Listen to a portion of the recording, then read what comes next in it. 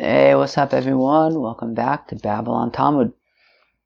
Today we're studying Daf Nun Daled, Daf 54 of Masechta Pesachim. It's a pretty interesting Daf, Lamaise.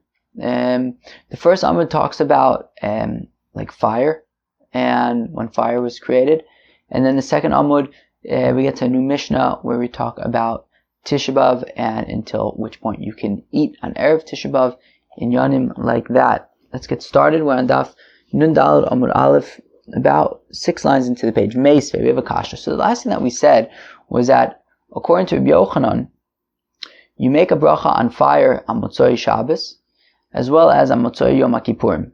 Now we have a kasha. Meisvei mevorchen al or ela b'Motzoi Shabbos. We only make a bracha on fire on Motzoi Shabbos, not on Motzoi Yom HaKippurim. Since fire was created on Motzei Shabbos. So this isn't talking about light, okay? I translated it yesterday as light. This is not talking about light.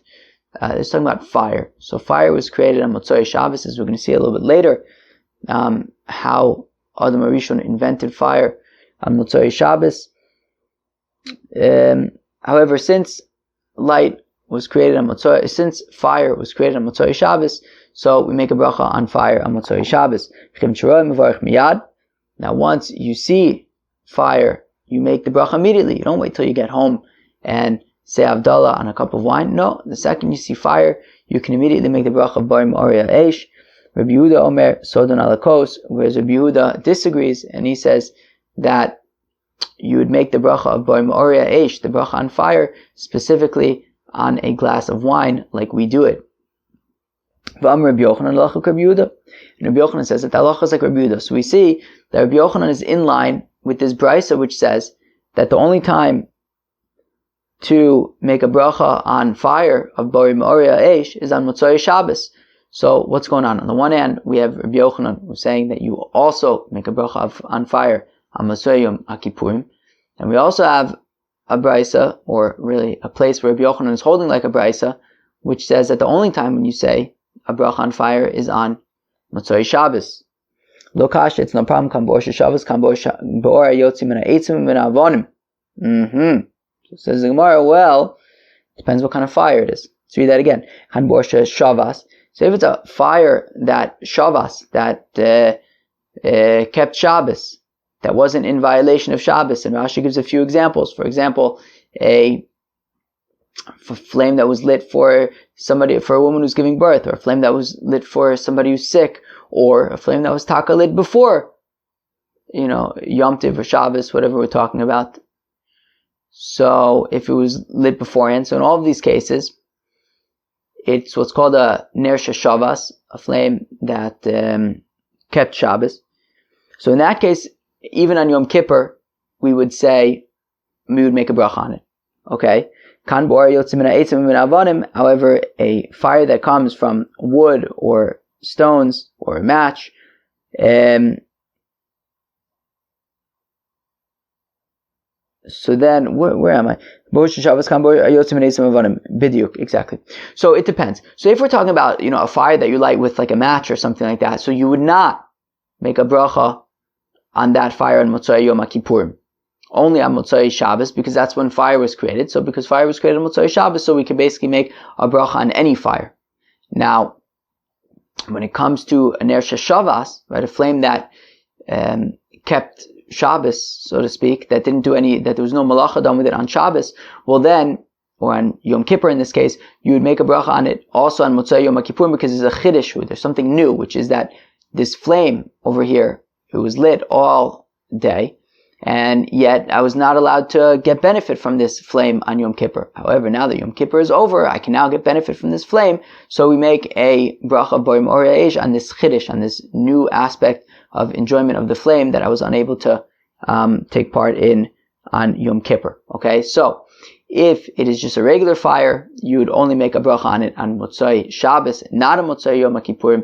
But if it was a ner sheshavas, so then you would make a bracha on that on Motzei Yom HaKippurim as well. Tanichad, we learn in one brisa, or ayotzim min ha'etzim min ha'avonim mevarchen olav.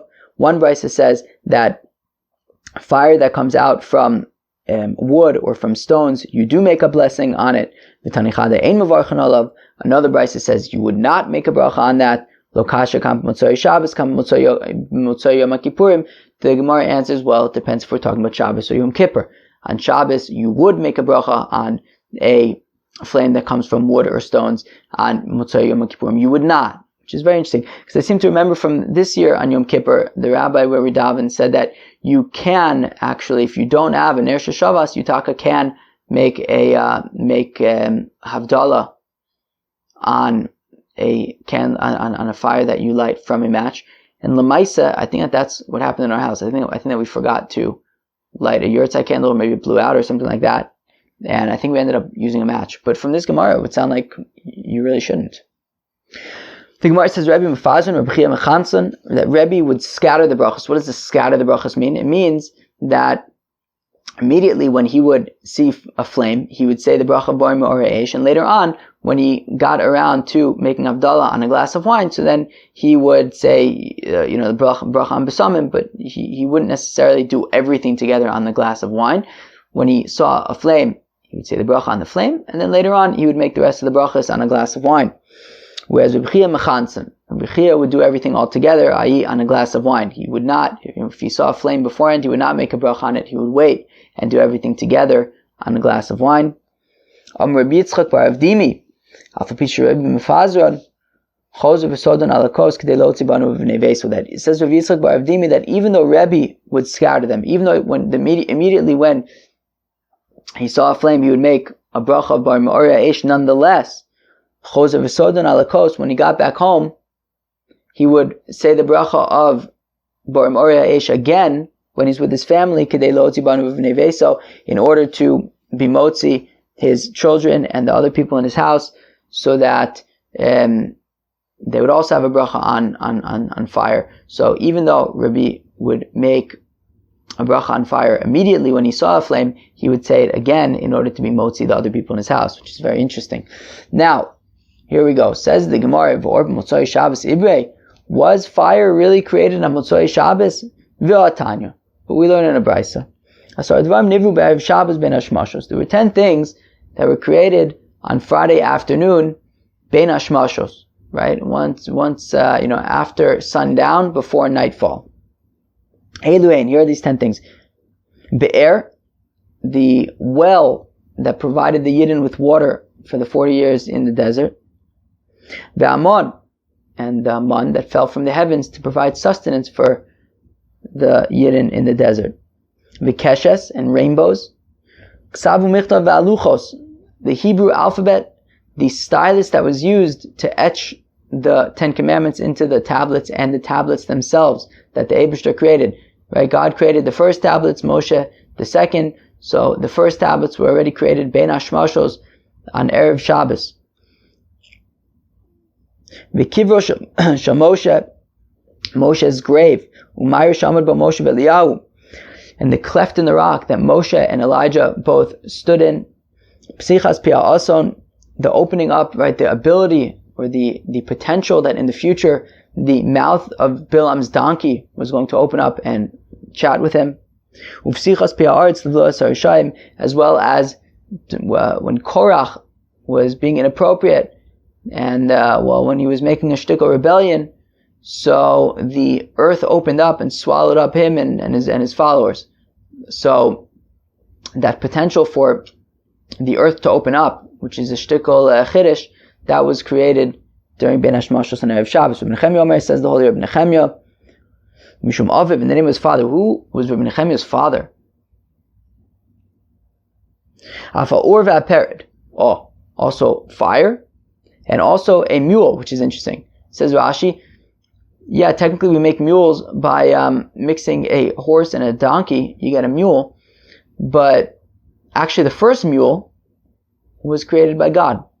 Interesting stuff. Ben Hashmashos and Erev Shabbos. Rabbi Yosha Omer, says Rabbi Yosha Mishum Aviv, in the name of his father. Afa Ayil ve'ashamir, also the ram by the Akedas Yitzchak that Avraham Avinu looked up and he saw that there was taka ram dartin, and he offered that in place of his son Yitzchak. Ve'ashamir, as well as this worm that was used for like shaping stones. It's Gemara in Gittin. I never learned the whole Gittin. I've seen like this Gemara in passing.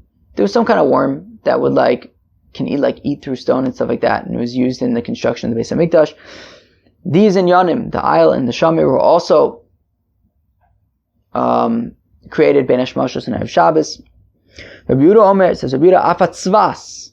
Okay, Rabbi Yehuda says also tongs, because Huaya Omer, you would say tzavsa b'tzavsa misavda v'tzavsa kamaisa manovan, that when you make tongs, you have to use existing tongs to make new tongs, right? That I guess it's metal working, so you have to.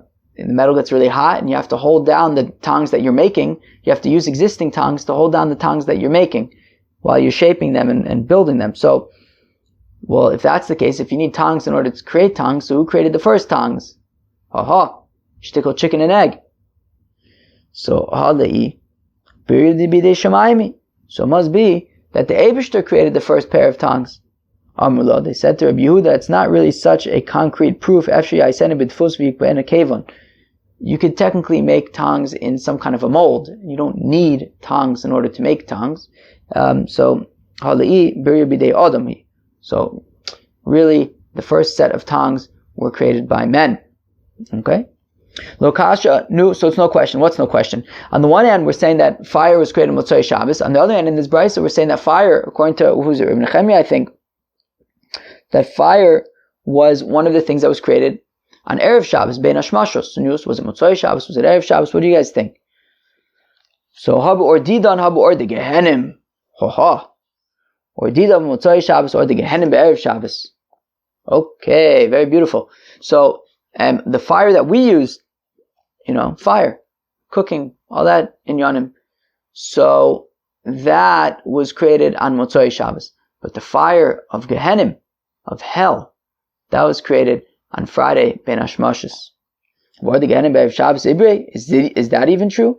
That the fire of hell was created on Friday during Ben Hashmashos? We learn in the Brisa, wow. There are 7 things that were created before the world was created. Here they are. Torah, Utshuva, repentance, returning to God, V'gan Eden, V'gehenim, V'kisei HaKavod, the throne of God, U'Beis HaMikdash, and the Holy Temple, U'Shmo Shel Mashiach, in the name of Mashiach. Those are the 7 things. Torah, how do we know that Torah was created before the world was created? As the Pasuk says, Hashem konani reishes darko, that the Eibishter was konim, he purchased me, right, at the beginning of his way, even before the world was created. Tshuva, how do we know that repentance, returning to God, was before the world was created? As the Pasuk says, B'terem harim riladu, that before there were mountains, right, that before the world was created, and it says in the next pasuk, Tashiv enush adaka v'tom meshuv b'nei adam, that a person will do tshuva and return to God. So we see that tshuva was already before the world was created. Gan Eden, how do we know that? Gan Eden, how do you translate Gan Eden? Paradise? That the Eibishter planted a garden in Eden Mikedem, from before. So we see that Gan Eden was even before the world was created. Gehenim, I don't know that Gehenim was before the world was created. That Tofte is a reference to Gehenim, which is where all the people, we saw this in Gemara and Eruvin as well, that anybody who's mispata b'yitzro, somebody who falls, is convinced, seduced by his Yetzer Hara, will end up darting in Gehenim. Be careful. So it says, Ki Aruch Me'esmo Tofte, that it's been already organized from yesterday, this fire of Gehenim. So Me'esmo is a reference to from before the world, right? From yesterday, Kilu, from before the world was even created. Kisei HaKavod Beis HaMikdash. How do you know that the Kisei HaKavod and the Beis HaMikdash were created before the world? T'chsev, as the Pasuk says, Kisei Kavod, Mar Merishin, Mekom Miktashenu. That the Kisei HaKavod, as well as the Mekom Miktashenu, were Mar Merishon, were already exalted and lofty from beforehand. Shmo Shel Mashiach, how do we know that the name of Mashiach is from before the world was created? That it will be God's name forever. And before there was even a son, Yinon Shmo, there was his name of Yinon. Yinon is one of the names of Mashiach. So back to our question. What even was our question? Right. The fire of Gehenim is even from before, or Gehenim really, is even from before the world was created. So, one second. So, we are saying that fire was created on Motzei Shabbos. We're saying that fire was created on Erev Shabbos. We're saying that fire of Well, we're saying fire was created on Motzei Shabbos. Fire was also created on Erev Shabbos. Then Gehenna was created before the world was created. We wanted to say that on Motzei Shabbos, the fire that we use is created. On Erev Shabbos, the fire of Gehenna is created. But Gehenna was also created before the world was created. So, what's the deal? So the Gemara answers, they say, Chalalu denivra kodem shenivra olam v'ordi de be'erev Shabbos.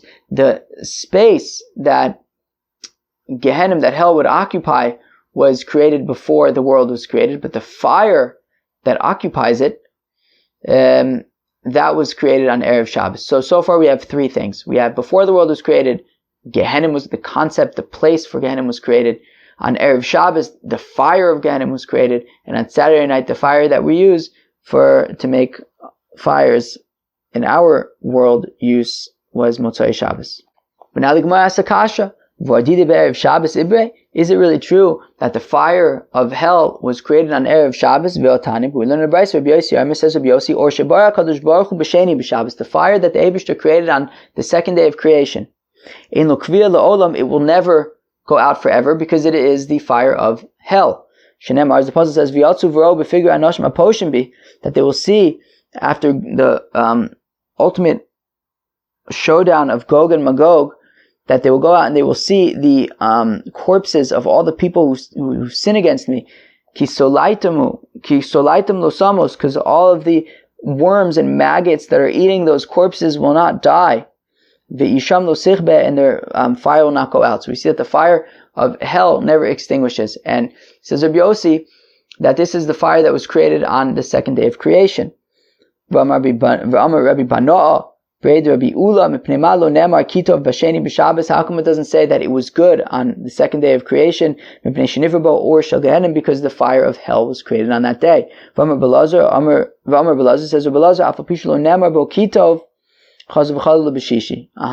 Belazar that even though it doesn't say that Monday was good, nonetheless on Yom Shishi, on the sixth day, on Friday, it included all of the days together and said Shneimar Vayar Elokim es kol asher also, that the Eibishter saw everything that he did, V'nei tov mod, and it was very, very gishmak. It was very, very good. So, okay, that's very nice. But back to our question. So, we said that the fire of hell was created on Friday afternoon before Shabbos. Yet we seem to be saying that the fire of hell was created on Monday. We need to know. Okay, fine. So the space that hell occupies was created before the world was created. And the fire of hell was created on Monday. And the fire that we use in this world, the idea, Eibishter had this good idea on Erev Shabbos, you know what? I'm going to make fire. But B'tachlis, the fire that the Eibishter had the idea for on Erev Shabbos, he only actually created B'foal on Motzei Shabbos. Titanis, we learn in the Brayso, Rabbi Yossi Omer says, Rabbi Yossi, Shnei Devarim, Alu b'machshava libaros b'Erev Shabbos, v'lo nivru ad Motzei Shabbos, says Rabbi Yossi that there were two things that the Eibishter had a concept to create on Erev Shabbos, and then actually created them on Motzei Shabbos. And here we go. Motzei Shabbos nasan HaKadosh Baruch Hu de'ah ba'adam harishon me'ein dugma shel maila. That on Saturday night, God gave knowledge to Adam, similar to an example. Me'ein dugma shel maila. I don't know, somehow similar to God. Ve'hevi shnei avanim v'tachnan zo b'zo v'yotz me'en or. And he gave Adam Rishon the knowledge to be able to take two stones and to rub them against each other and create fire that way. So that is how fire was created on Saturday night, that Adam Arishon took two stones and was able to conjure fire. And then he took two animals, and he mated them, and pered, and lo and behold, a mule was created. That also happened Motzei Shabbos. So those are the two things, just like Rabbi Nehemiah had said earlier, that God had the idea for them on Erev Shabbos ben Hashmashos, but only actually came into reality on Motzei Shabbos. That is fire and a mule. It says Rav Shimon Gamliel pered b'mei anohaya. It says Rav Shimon Gamliel actually the first mule was created during the days of the fellow named Anah. Shenemar, as the Pasuk says, "Hu Anah asher motzes hayem b'midbar." He is Anah who found the mules in the desert. The people who would expound sort of esoteric psukim said, Anah pasul haya, that this fellow Anah was actually an invalid fellow. The ficha chevi pasul olam, therefore he brought an invalid animal to the world. Shenemar, as the Pasuk says, Elu b'nei Sa'ir Achori v'gomer, that in this Pasuk says these are the children of Sa'ir Achori, and listed among those children are both Tzivon and Anah. So we see that Tzivon and Anah were brothers, and yet it says Uchsiv, it says Elu b'nei Tzivon ve'Ayah ve'Anah, that the children of Tzivon were Ayah and Anah. So we see that apparently Tzivon and Anah were brothers, but also like a father and a son. Elam Lamed, it teaches Shabbat Tzivon al Imo, that Tzivon slept with his mother, V'holi b'mena Anah, and from that union came Anah. So Anah was both Tzivon's son as well as his brother, and therefore, just like he brought in, he himself was invalid, he also brought a mule, which is a combination of a horse and a donkey. Vidilma Trey Anah Havu, but maybe there were taka two Anahs. Right? How do you know that? This was all the same person? Or how do you know that Tzivon slept with his mother and gave birth to Anah, so now he's got a brother and a son? Maybe it's two different Anahs. So Marava Amina Milsa de Shvor Malkalo Amar Manu Shmuel says, Rava, I will say something that even King Shavur of Persia, Lo Amar didn't say. Umanu, who's that? Shmuel. Shmuel was the king of Persia. It doesn't literally mean that he was the king of Persia, but just like the king of Persia, makes laws, so Shmuel also was a expert in laws, and therefore Rava referred to him as the king of Persia, as Shvar Malka. Those who say Amar Papa Amina Milsa the Shvar Malka lo Amar Manu Rava. Those who say that it was Papa who said, I'll say something that even Shvar Malka didn't say, and who's that? Rava. Okay, so I guess Shvor Malka is basically just a way of form of endearment of referring to somebody who's a big Talmud Chacham. Amrukra hu Anah d'mei Kara. It says hu Anah, he is Anah, i.e. it's all the same Anah, and it's not different Anahs, and therefore he was invalid, and he created an invalid mule. Tanar Rabbanan, the rabbis taught us, Sar Dvarim Nivru be'erev Shabbos ben Hashmashos. There were 10 things that were created on erev Shabbos during twilight. Ve'elue, and these are them: be'er, the well that we said earlier, uman, as well as the man, v'keshes, and the rainbow, aksava michtav aluchos, the Hebrew alphabet, the stylus with which they were inscribed in the first luchos and the first tablets themselves. Kvar Moshe, the grave of Moshe Rabbeinu, Umarish Amad ba Moshe ve'Eliyahu, the cleft in the rock that both Moses and Elijah stood in. Psichas pia ason, the potential for Bilam's donkey to speak, Psichas pia arts of the as well as the potential for the earth to open up and swallow up Korach and his followers. Now, so those who say that also the staff of Aaron, that also in the context of Korach, afterwards there was a whole turmoil, and God said, look, why don't we have everybody take their staffs and bring them together, and whoever's blooms, he is the chosen one. And of course Aaron's staff bloomed, so that potential also was created. That potential was created during Ben Hashmashos on Erev Shabbos. V'yesh omim, those who say Af Hamazikin, also like the demon Chevra. V'yesh omim, and those who say Af Bigdo Shel Adam Harishon, also the garment of Adam Harishon. Rashi gives two options, both of them very interesting. Let's read it together. It says Rashi, the top Rashi on the page, that there were etched into this garment all different types of animals. V'hu nimsar le Nimrod, and it was passed on to Nimrod, as it says, Ken Yomer Ken Nimrod Gibor Tzayid ve'Esav Hargo, and then Esav killed Nimrod, Unatalo, and he took this garment. So it was this garment that was this very fancy garment of Adam Rishon that had all the sorts of animals etched into it. And then somehow Nimrod got his hand on this cloak. Then Esav killed Nimrod and took it from him. The ish tzayid. And these are the big chamudos that Yitzchak, no, that Rivka took, right? Vatikach Rivka is big deal. Esav bino agado chamudos sharita babayis. That Rivka took these big day Esav chamudos and gave them to Yaakov to wear when he went into to Yitzchak to get the brachas. Now, interesting. So this was the cloak of Adam Harishon. I wonder where that cloak is. Does anybody know? Maybe it's in somebody's family. Maybe somebody has this tradition. Yeah, my grandparents, they had some interesting stuff. My father's parents have some interesting stuff. Apparently, somewhere in our family, there's the pipe of the Balatanya or something. Yeah, that would be an interesting one to get. My grandparents in the Lower East Side, they have, interestingly, they have the Rav Naftali Miropshitz. They have like part of his talis. I don't know if I'm supposed to be saying this. Don't share this info. I don't know. Or people are not supposed to know. I don't know. Why not? It's not even the whole talis. It's just like part of Rav Naftali Miropshitz's talis. Pretty cool, right? It's like very small. It just goes in like your hand. Like just like a part of his talis, but it's still pretty freaking cool. Rav Naftali Miropshitz. Let's go weiter. Tana Rabbanan, the rabbis taught, Shevadvarim mechusim ibnei Adam. There are 7 things that people that are unknown, that are mysterious to people.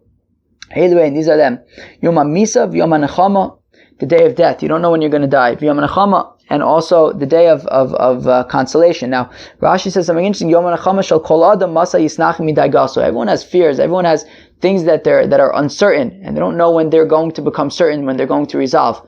So that's one of the things that are unknown. You never know when these sort of unresolved things are going to come to a resolution. V'omek hadin, and the depth of din, Rashi gives 2 answers. Either just like people mess up in judging things all the time, right?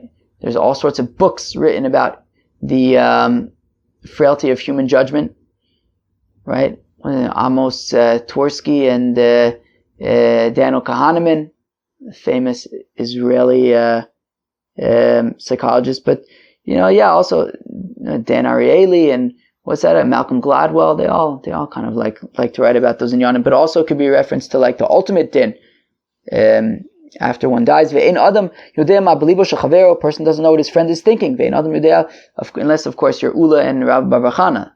Ula knew what Rabbi Bar Chana was thinking. Ve'ein adam yodea b'mem mistaker, a person doesn't know how he's going to make his living. U'machus beis David, meaning how he's going to be successful. U'machus beis David masay tachzor, when is the kingdom of David going to come back? U'machus chayeves masay tichle, and when will the Edomite kingdom end? Tana Rabbanan, the rabbis taught, Gimel Dvarim alu v'machshava libaros v'imlo alu dinu sheyaylu. There are 3 things that the Eibishter thought to create, and he created them. And even if he wouldn't have thought to create them, it just would make, it would make sense to create them nonetheless. Alameshi asriach, that a dead body should smell bad, because if it didn't smell bad and become repulsive, so then maybe people would kind of like leave it around because it would be too difficult to separate from them. So, from the fact that a dead body has a stench, so you treat it properly, you get rid of it properly. You deal with it properly, you bury it. And that somebody who passes away should be forgotten. Now, of course, not forgotten completely, but that you can move enough that you can move on with your life. As well as that produce, grain should go bad eventually, so that you don't have people hoarding grain, because ultimately it's going to go bad. So you may as well do something with it, and whether it's sell it or whatever. And those who say also that money should circulate, right? It's not the kind of thing that you just want to like hoard, but that you should spend money and it should circulate. And that way, there's like a note in Rashi. It's like not in the regular Rashi, but that way, poor people would be, can make a parnasa, because the money isn't just locked up places, but it's around and it's circulating, and it becomes available to people. Okay, and now we get to a new Mishnah. Makom shnagu lasos malacha b'tishbav osin, makom shnagu shelo lasos malacha ein osin. Interesting. So, in a place where the minhag is to do malacha on Tisha B'Av, like I imagine most of us, or I'd actually imagine all of us, that meaning it's not also b'malacha like on Shabbos, right? But if the minig is that we don't do malacha on Tisha B'Av, so in Pasha don't do malacha on Tisha B'Av. Now in every place, Talmidei Chacham should not be working on Tisha B'Av. Rav Shimon ben Gamliel says a person is always able to treat himself as a Talmid Chacham, and as we're going to see in the Gemara, that we're not concerned that who's this hotshot who's not doing work today? What, he thinks he's such a big Talmid Chacham? We're not concerned about that. If you don't want to do Melacha on Tisha B'Av, don't do Melacha. Where else? I feel like we had somewhere else. I looked it up really briefly yesterday, but didn't find it. Didn't Shimon Gamliel also have something about Mechze Kiyura, something to do with I think a chassan saying Kriya Shema on the night of his wedding? We'd have to look it up. But didn't or maybe was it saying Kriya Shema on the night that somebody passes away? Maybe. No, I think it was maybe the night of your wedding. I can't remember. Got to look it up. But was it Reb Shimon ben Gamliel who also was not concerned about Yuara, about being haughty there as well? I don't know. We got to look it up. It says the Gemara, Amar Shmuel in Tanis Tzibor bibavel el Tisha B'Av bilvad. Interesting. So it says Shmuel that there's only one instance of a public fast day in Bavel, and that is Tisha B'Av. Now, what does that mean? Remember the Savar Shmuel Tisha B'Av ben Hashmashos Shelo Aser. What does it mean that Tisha B'Av is the only thing that is a Tanis Tzibor? Now, what's a Tanis Tzibor? Tanis Tzibor is a pretty serious fast day that you already wouldn't eat from the night before. You don't do malacha, all sorts of things like that. So now, says Shmuel that Tisha B'Av is the only Tanis Tzibur that there is in Bavel. So now remember the Savar Shmuel Tisha B'Av ben Hashmashos Shelo Aser. What does that mean? Does that mean that what Shmuel is saying is that Tisha B'Av during ben Hashmashos, right, once the sun goes down but before it's dark, before it's fully dark, you're already not allowed to eat? V'amar Shmuel Tisha B'Av ben Hashmashos Shelo Muter. But Shmuel says that B'achila uvim melacha, says Rashi. Right, that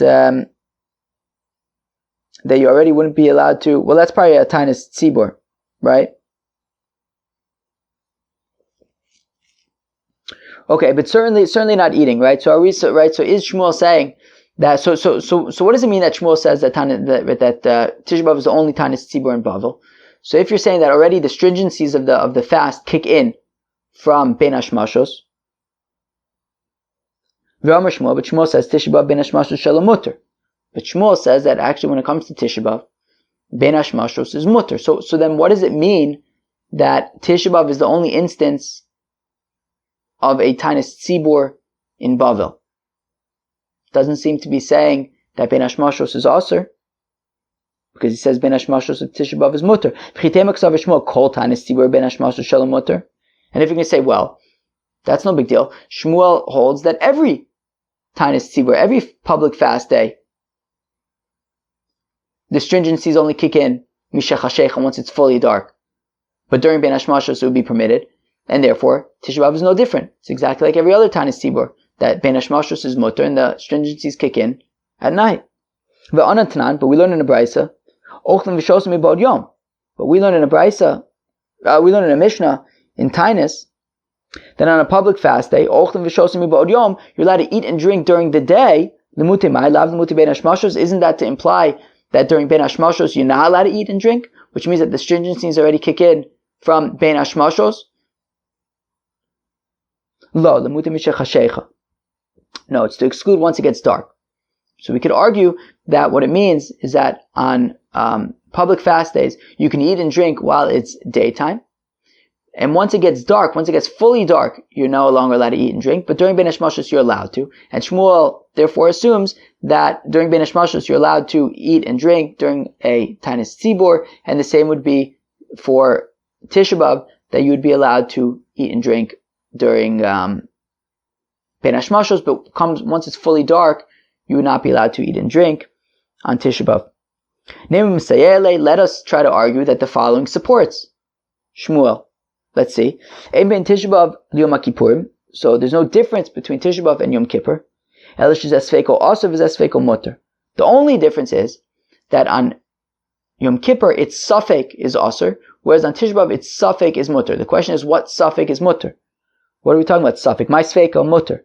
La ben hashmashos, is it not saying that ben hashmashos, meaning that on Yom Kippur, during ben hashmashos, which is Safek Yom, Safek Laila, we're not, right, once the sun sets, but before nightfall, we're not sure if it's the previous day or if it's the next day. We're not sure if it's day, which would make it the previous day, or night, which would make it the next day.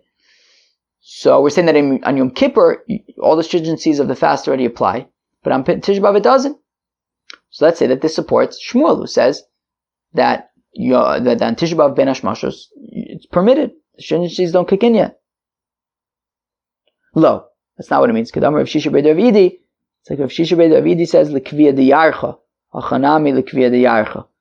That's like Rav Shisha Bar Rav Idi is talking about the month, the new moon. So here also is talking about the new moon, meaning that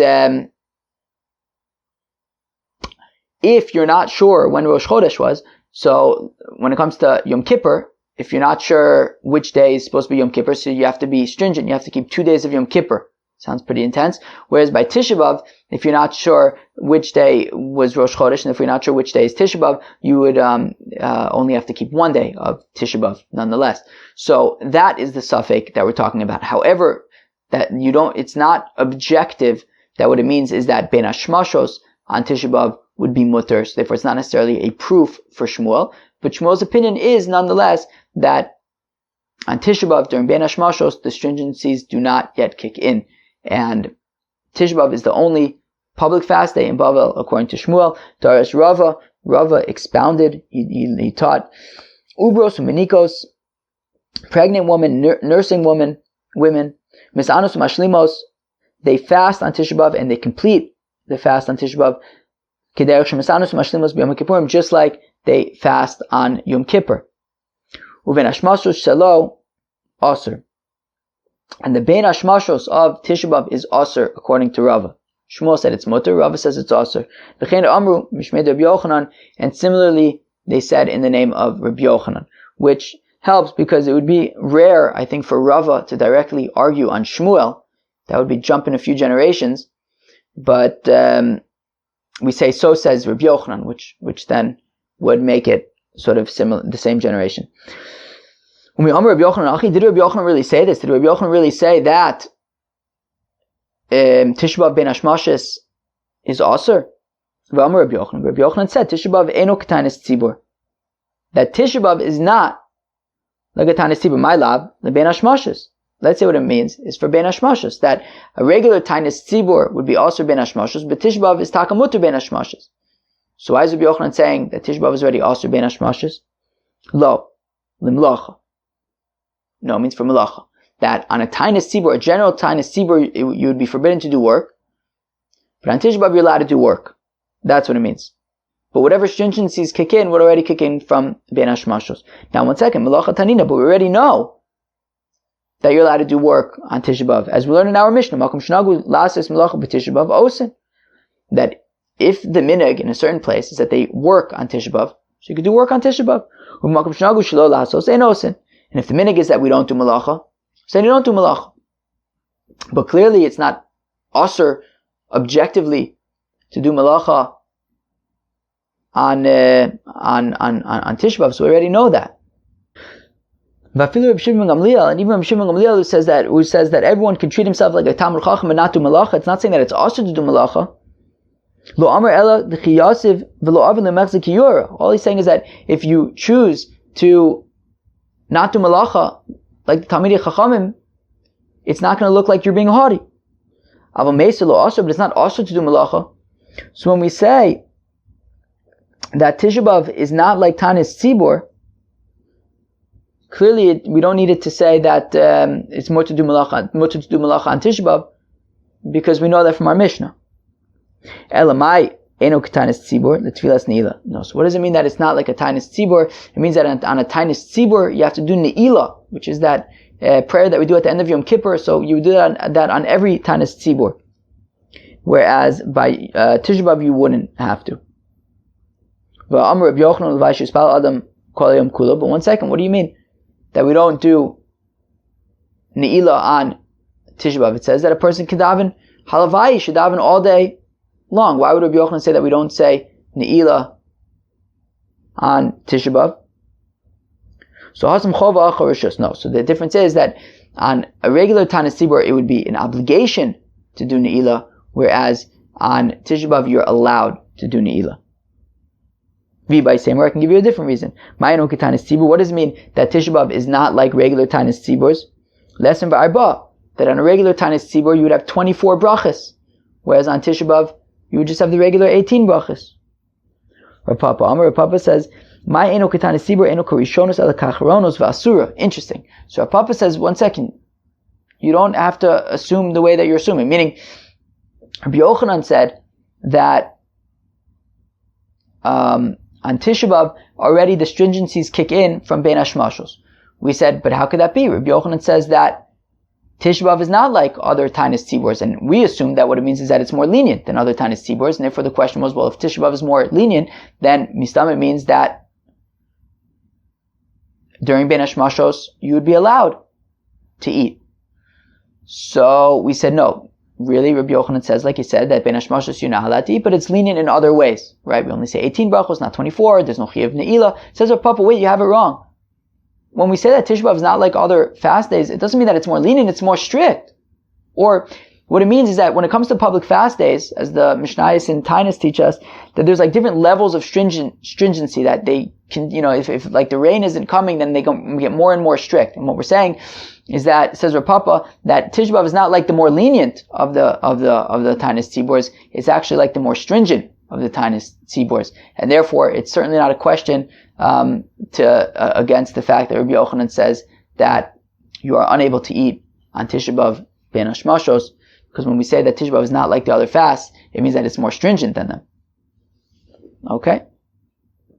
Meisvei, we have a kasha, the same question that we asked, well, really the same brisa that we took to be a support for Shmuel, which we ended up saying is not necessarily a support. We're going to ask as a kasha against Rabbi Yochanan, and we're going to say it's also not really a kasha. Ein ben Tisha B'Av liyom HaKippurim ela shezeh sfeiko osur v'zeh sfeiko mutter, that there are no differences between Tisha B'Av and Yom Kippur, except that Yom Kippur, its suffix is osur, whereas Tisha B'Av, its suffix is mutter. My sfeiko mutter, la ben hashmashos, when we say that its suffix is mutter, doesn't that mean that ben hashmashos is mutter, so it's a kasha on Rabbi Yochanan says that Bein Hashmashos is osur.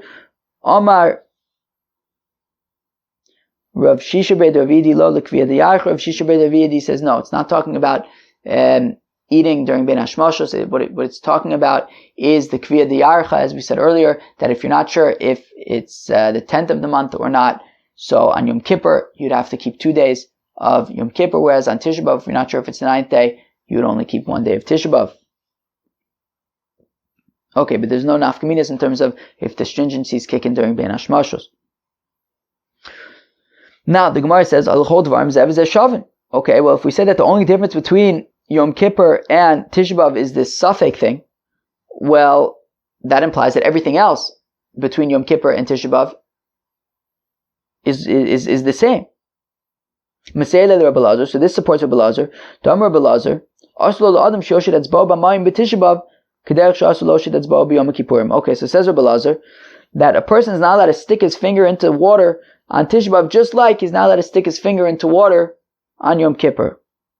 Okay, great. So we see that Tisha B'Av and Yom Kippur are the same. But Meisvei, we have a kasha on that. Ein ben Tisha B'Av l'tainis tzibur. There's no difference between Tisha B'Av and tainis tzibur. Ela shezeh osur b'asiyas malacha. Except that tainis tzibur is osur to do malacha. V'zeh mutar b'asiyas malacha, where you're allowed to do malacha on Tisha B'Av. B'makom shenagu, in places where the minhag is to do malacha. Haluchot v'reim zeh v'zeh shavin. Yet, regarding that implies that everything else is equal between Tisha B'Av and Tanis Tzibur. V'ilu gabi Tanis Tzibur Tanya. We learn by Tanis Tzibur. K'shamru asur b'rchitza. When they say that you're not allowed to wash on a Tanis Tzibur, lo amru kol gufa, that means you're not allowed to bathe your entire body. Havapon aviyad v'raglev lo. For you'd be allowed to wash your face, your hands, and your feet. So, on the one hand, we're saying that Tisha B'Av is like Yom Kippur, in that you wouldn't even wash your finger. And yet, we're saying at the same time that Tisha B'Av is like Tanis Tzibur, and in a Tanis Tzibur you would be allowed to wash your fingers. So like, we're kind of getting stuck in saying that, Tisha B'Av is entirely like Yom Kippur, and Tisha B'Av is also entirely like Tanis Tzibur as well. There's differences between Tanis Tzibur and Yom Kippur, and how does that apply to Tisha B'Av? So our Papa says, Papa, Tana Kule Kule Katani. No, the Mishnah is specifically teaching about the leniencies of Yom Kippur and Tisha B'Av, right? So it's saying that, for example, on Yom Kippur, it's talking about the leniencies of Tanis Tzibur, Yom Kippur, Tisha B'Av, all of these things. So we're saying that Tisha B'Av is more lenient than Yom Kippur because on Yom Kippur, Safek is also on Tisha B'Av, Safek is Mutter. We're saying that Tisha B'Av is more lenient than other Tanis Tziburs because on other Tanis Tziburs, you're not allowed to do malacha, but on Tisha B'Av you're allowed to do malacha. So we're talking about leniencies, but that doesn't mean that in every other respect they're exactly the same, because in some respects actually Tisha B'Av is more stringent, such as on a Tanis Tzibur you're allowed to wash Panav Yad V'Raglav, your face, your hands, and your feet, but on Tisha B'Av you're not allowed to. Okay, well that was Daf Nun D'Aleph Masechta Pesachim. So we spent the first Amud, really a big part of it. So we talked a little bit at the beginning actually, there was that interesting sugya of, so when do you make a bracha on fire? So definitely on Motzoi Shabbos, and then on Motzoi Yom Kippur it depends. If you have a Orsha Shavas, if you have a flame that kind of was it wasn't used for any malachas that are also on Yom Kippur, so then you can make a bracha on that flame on Motzoi Yom Kippur. But if it's just from like a match, then only on Motzoi Shabbos, not on Motzoi Yom Kippur. Then we had a whole bunch of Agadatas about fire, and basically where we ended up with, which is that hell was created before the world was created. The fire of hell was created on Monday, and then the idea to create like fire that we use was done ben Hashmashos on Erev Shabbos, and then it was actually implemented by rubbing two rocks together on Motzoi Shabbos. And then we discussed how Tisha B'Av relates to other Tainus Tziburs in terms of the stringencies kicking in. Shmuel says that Tisha B'Av is mutter during Ben Hashmashos. Rabbi Yochanan says that it's also Ben Hashmashos. Okay, very interesting. Those were like the main sugyas of Daf Nun D'Aleph Masechta Pesachim. I hope you enjoyed it very much. Peace out.